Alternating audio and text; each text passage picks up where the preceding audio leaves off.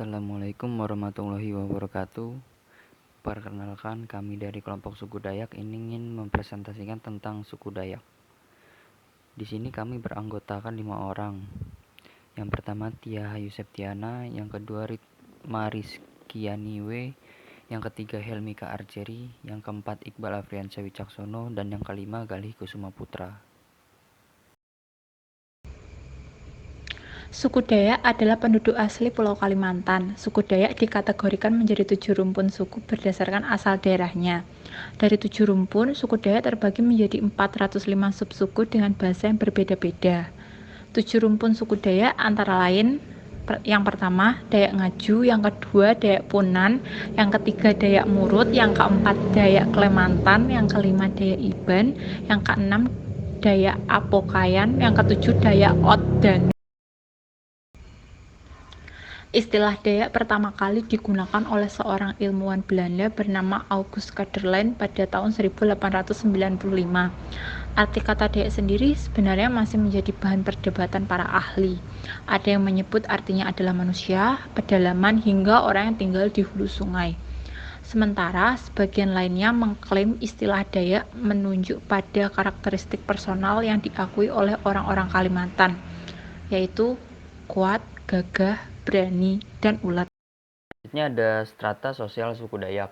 Dalam konsep masyarakat Dayak tradisional, dikenal bermacam-macam istilah lokal, seperti utus, jalahan, bumu, baboha, dan ungkup. Secara umum, masyarakat tradisional Dayak terbagi atas 2 golongan besar, yaitu golongan merdeka dan budak. Yang pertama adalah golongan merdeka, dibagi lagi menjadi 2 golongan, yaitu ada utus gatung atau utus tatau. Golongan ini dipandang sebagai golongan bangsawan tinggi, kaya, dan sempurna. Mereka dianggap sebagai pewaris keturunan orang besar dan keturunan langsung keilahian, terutama tampak dari kekayaan yang mereka miliki. Yang kedua adalah utus rendah atau utus PH belum. Golongan ini, meskipun masuk dalam golongan merdeka, mereka masih dibedakan dalam kedudukan sosial ekonominya. Mereka dianggap berasal dari keilahian secara tidak langsung. Selanjutnya adalah golongan budak, dibagi menjadi 2 golongan, yaitu yang pertama adalah rewar. Rewar adalah budak yang secara turun-temurun adalah kepunyaan tuannya.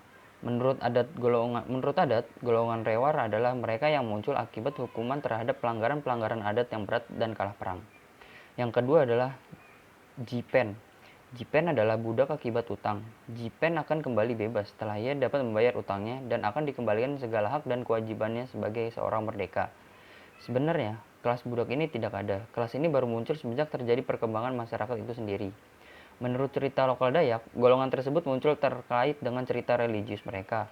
Konon, manusia diturunkan dari alam atas ke bumi, dan golongan budak ini harus turun dengan susah payah melalui tiang kayu yang menghubungkan dunia, sedangkan golongan merdeka turun dengan menggunakan bahama hitam dan bahama bulau lengkap dengan peralatannya. Dewasa ini, suku Dayak terbagi dalam 7 rumpun besar, yakni Apokayan yang meliputi Kenyah, Kayan, sampai Bahau. Kemudian ada Oddanum sampai Ngaju, Iban, kemudian Murut, Klemantan atau sering disebut Bidayu, dan Punan. Rumpun Dayak Punan merupakan suku Dayak yang paling tua mendiami Pulau Kalimantan. Sementara rumpun Dayak yang lain merupakan rumpun hasil asimilasi antara Dayak Punan dan kelompok Proto-Melayu atau moyang Dayak yang berasal dari Yunan. Meskipun terbagi dalam ratusan subetnis, semua etnis Dayak memiliki kesamaan ciri-ciri budaya yang khas. Ciri-ciri tersebut menjadi faktor penentu apakah suatu subsuku di Kalimantan dapat dimasukkan ke dalam kelompok Dayak atau tidak.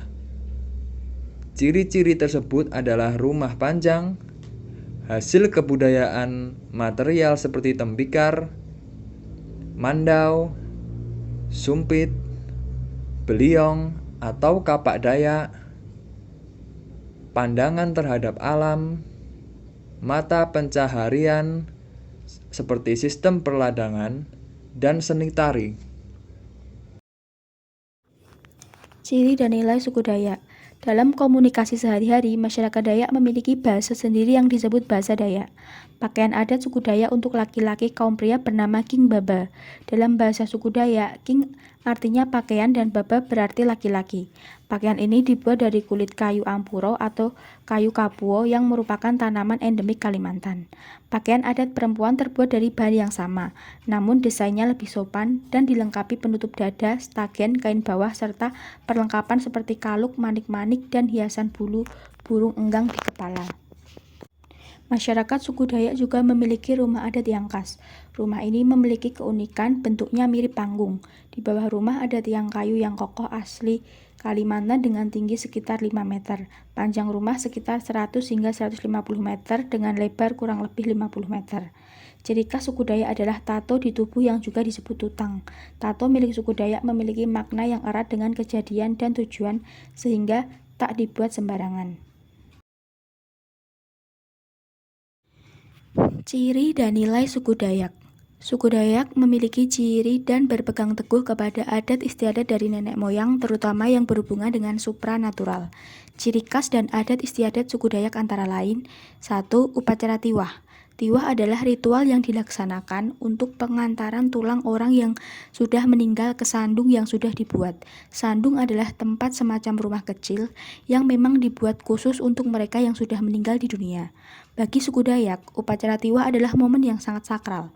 Pada acara tiwah ini, sebelum tulang-tulang orang yang sudah mati tersebut diantar dan diletakkan ke tempatnya atau sandung.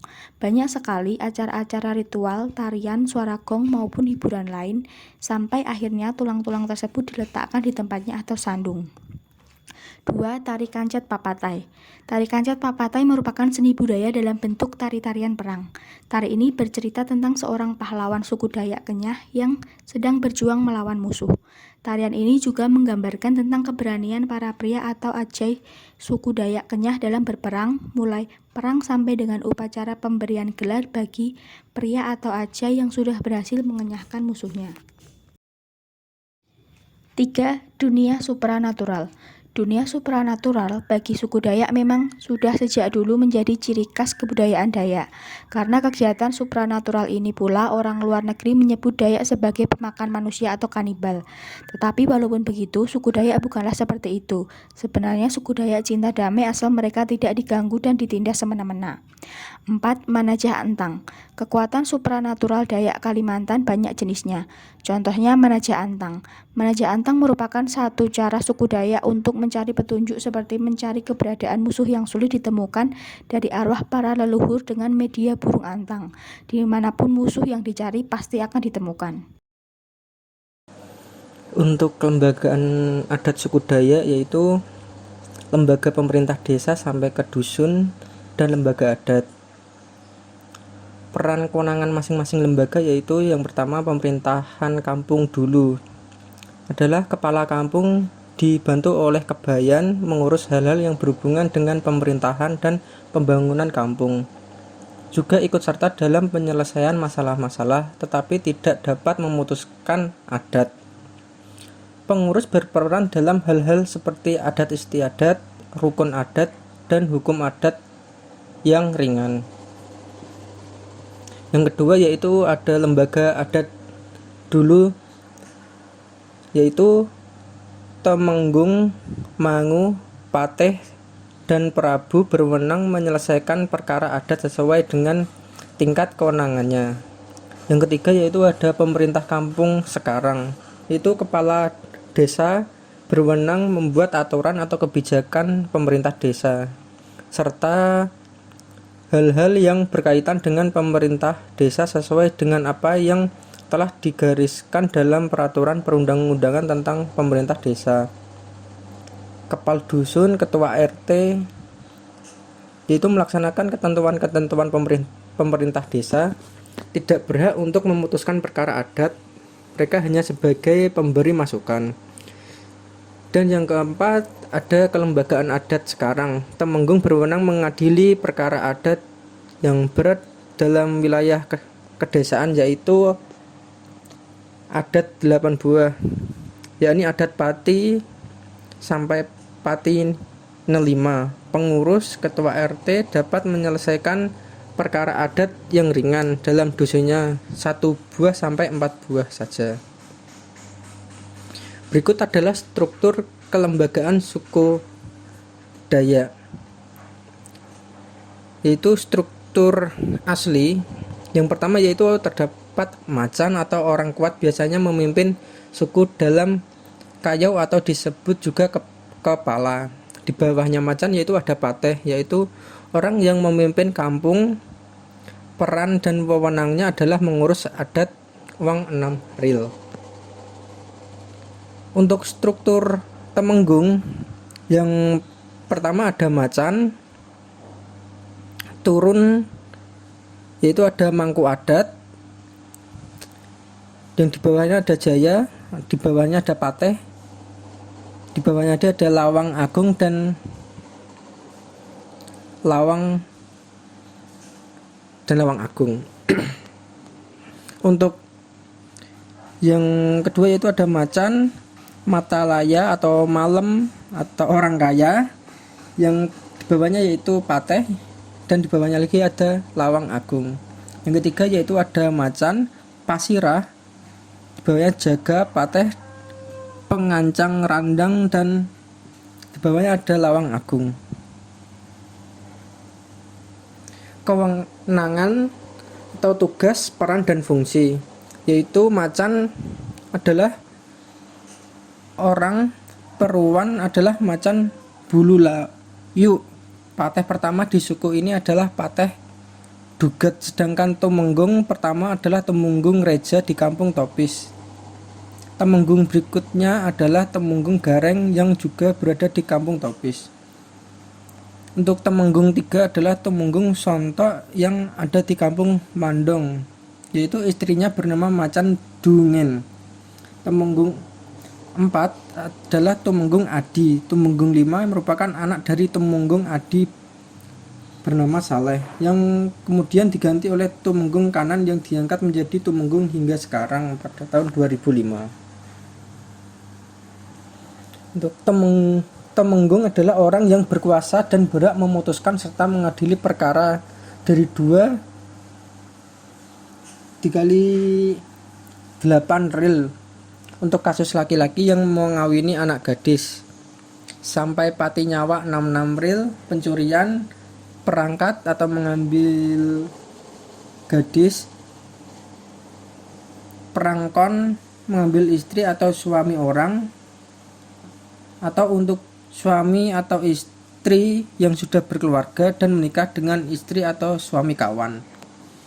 Mangku adat adalah orang membantu Temenggung dalam mengurusi adat uang sampai 6 ril saja untuk kasus-kasus ringan. Untuk kasus-kasus berat seperti pati nyawa boleh diputuskan tetapi harus dilaporkan ke Temenggung dengan catatan Temenggung berhalangan. Untuk pateh adalah orang yang memutuskan adat 2 ril saja, boleh saja mengurusi adat yang lebih tinggi tetapi dia harus menyerahkan uang adat kepada pengurus di atasnya yang sesungguhnya berwenang. Untuk lawang agung dan penyancang radang adalah orang yang mengurusi adat yang paling kecil, yaitu mulai dari adat Calek atau adat terkecil nomor 2 setelah Robanyu. Sinung Raya adalah adat terkecil yang lebih tinggi dari Calek. Tugasnya memutuskan pesta atau gawe seperti sunat, perkawinan, rampok atau sambil menikah. Ada juga dilakukan ritual sunat. Yang ditentukan adalah jenis tuan rumah atau yang akan pesta menghubungi. Selanjutnya adalah mata laya atau pangkat. Adalah orang yang berwenang memutuskan batas wilayah adat. Sekarang termasuk wilayah kecamatan, karena dianggap paling memahami wilayah. Contohnya penentuan batas wilayah landak Tayan. Bisa juga menjadi penggerak massa atau masyarakat saat genting, karena biasanya yang digelari mata laya adalah orang yang diyakini memiliki kekuatan alamiah 9 orang yang dianggap sebagai kepala suku dan mempunyai karisma yang luar biasa, yang menguasai dan membentuk batas wilayah Tanyak Landa dan Sangau Tayan. Orang luar Kebau, Mak Pompong, Empayang, Parit Lapan, suku Balantian termasuk suku Banyuke meminta wilayah atau meminta untuk mentap. Untuk urusan seperti dia harus selalu berkoordinasi dengan Temenggung dan perangkat adat lainnya dengan membayar adat minta hidup atau perimah tanah untuk membuka atau membuat kampung, dan mereka masih boleh menjalankan adatnya yang asli serta menjalankan strukturnya sendiri. Untuk macan adalah gelar yang diberikan kepada orang yang kuat atau orang yang biasanya memimpin suku dalam Kayau atau disebut juga kepala suku. Yang terakhir adalah Pasirah, adalah gelar orang yang berwenang mengurusi adat sama dengan mangku adat.